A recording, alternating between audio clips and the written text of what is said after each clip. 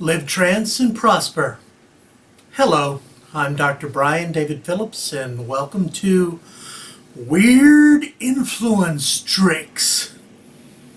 I'm going to be discussing little tricks of influence. As many of you know, I'm a professor at National Zhengzhou University, where I teach communication, critical theory, and things like that. And in many of my classes, I incorporate quite a few units on critical thinking and social psychology and social influence. So, for a little fun, I'm just going to give you a little tidbit or tips for influence. And I'll cover a number of different tricks that help you improve your effectiveness at communication. Now, while I go over these, I do want to remind folks of the quintillion paradigm, which I typically teach the very first day of every communication course that I have, and that is the essence of communication is a good man speaking well. Learn the principles of solid communication, but when using them, please have the good of your communication partner in mind. Yes, by learning these tricks, you will be able to recognize when others are using them inappropriately or unethically to manipulate. That's a good thing, because if you recognize you're being manipulated, you can step back and choose not to continue the communication event in that way. Having said that, I would hope that you would not manipulate others with simple greed in mind, but rather to enhance your effectiveness, obviously, because you have your own agenda, but also to help others for the benefit of them. Okay? So let's take a look at some weird influence tricks. Hi, my name's Brian.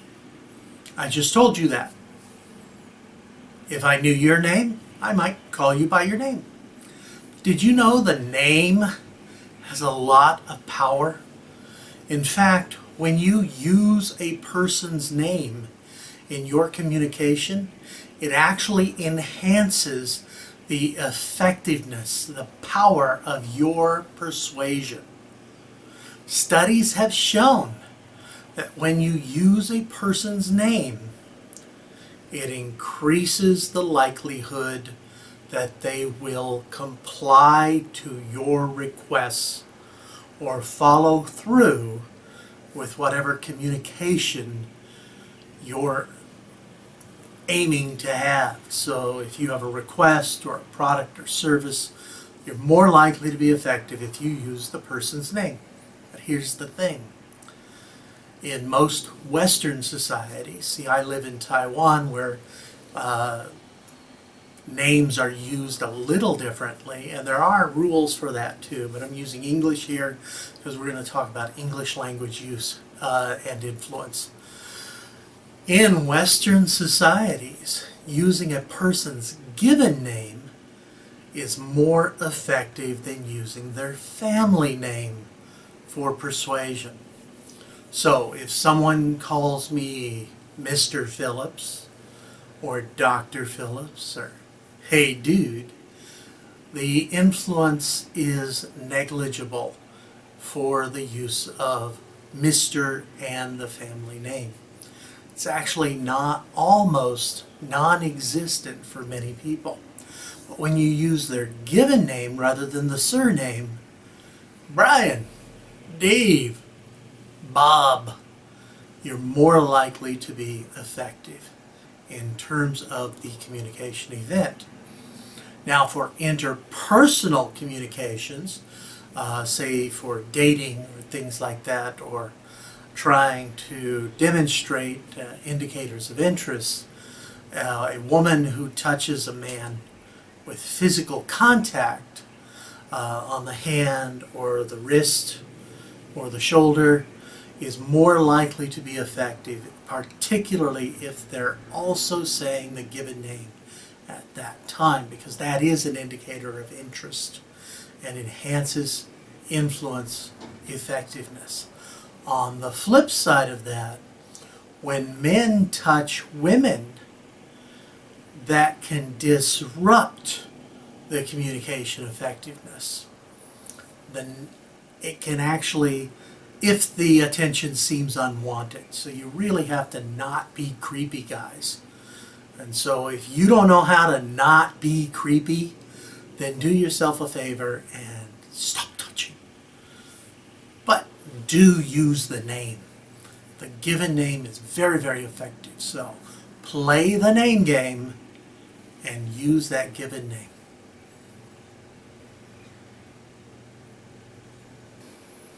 Well, that's your weird influence trick for today. I hope you have gotten something worthwhile out of this little video. And if you'd like to know more about social psychology, critical thinking, and social influence, go to my website, www.briandavidphillips.net/blog, or sign up for one of my courses online or in person, either through briandavidphillips.net, Waking Dreams Hypnosis, the Center for Universal Loving Transformation, the Hypnosis Practitioner Training Institute, where I do teach critical thinking and social psychology. Sign up now and look around on my site and see all sorts of cool stuff. For now, I just want to say thank you for listening, because I appreciate your participation in this whole video relationship thing. Be sure to click subscribe because you want to. Check stuff out. For now, this is Dr. Brian David Phillips saying, live trance and prosper. Bye-bye.